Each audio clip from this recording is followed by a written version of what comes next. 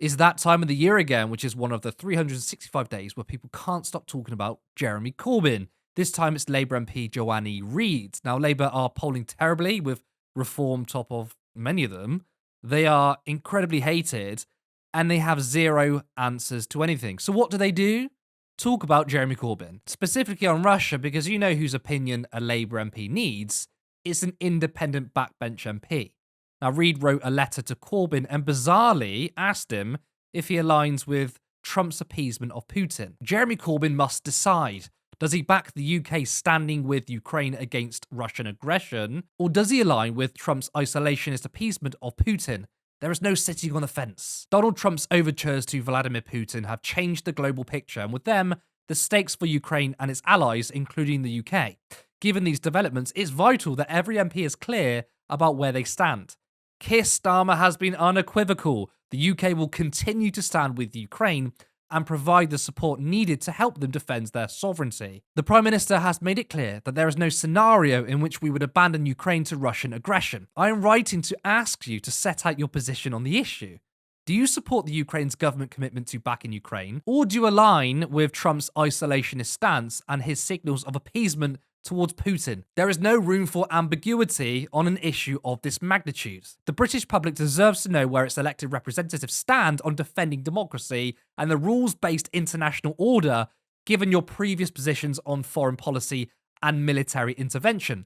I believe it is important that you clarify whether you and your independent alliance colleagues will back continued UK support for Ukraine at this critical moment. I love that she mentions rules-based international order when her government is literally supporting Israel no matter what. And then she says, but given your past commitments, like opposing the Iraq war or opposing the genocide of the Palestinians? This is such a weird thing to do. This would make sense if Labour were in opposition and this letter was addressed to a member of the government. So why is she taking the time to really hold the power to account by going after a single independent MP?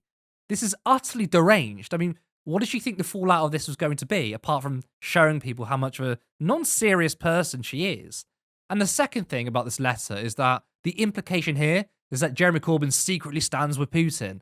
Corbyn has consistently called out Putin, even when the darling of the Labour right, Tony Blair, was gassing him up. Wanting peace is not being a puppet of Putin. I even have disagreements with Corbyn on Ukraine, right? Yet I have the capacity to understand that Corbyn still has integrity and he comes from a good place, which is to minimise deaths and casualties. The behaviour of Reid is synonymous with the Labour Party and media hacks. I mean, they can't understand nuance. They can't deal with the fact that people might not agree with them. And they are so simplistic. Meanwhile, the actual sensibles, which are the ones who are ignored, are those of us who stand against Russian imperialism, whilst also are not quick to escalate a world war. Apparently, that's really controversial. And it's not just Reid who can't let Jeremy Corbyn go. Nick Robinson asked Transport Secretary Heidi Alexander what it was like working under him. I found the experience of being in Jeremy's shadow cabinet absolutely bonkers, if I'm being honest. John McDonnell was the real leader of the opposition. Then Shadow Chancellor.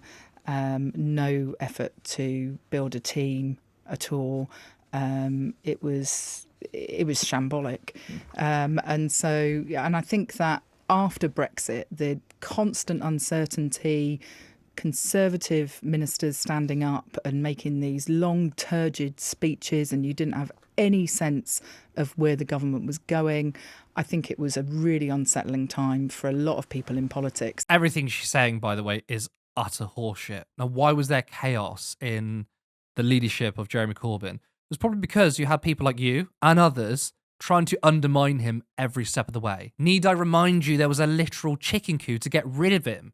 So to say that there was chaos, it was entirely manufactured by the Labour right. And of course, for people like you, it was unsettling because Jeremy Corbyn and those on the left held a mirror up to you and those in the media and showed yourselves how terrible you are. So of course, Jeremy Corbyn being in the political realm made you feel bad, but he didn't do anything wrong. He just showed you and those who believe the same way as you as just terrible politicians. It's simple as that. But also Nick Robinson, I mean, why ask that question? Did you hear Ed Miliband's name when he stepped down as leader. I mean, he was basically forgotten. Meanwhile, Labour are actually in government now, and yet they still talk about Jeremy Corbyn, and Labour MPs still attack him. Why? Because they have nothing to say, they have nothing to address the multiple crises we face, and their go-to is to attack Jeremy Corbyn and the left. No wonder why they are one of the most hated governments in British history just 8 months in. Support independent media. Support social justice that's there on social media. Thank you. Turn left.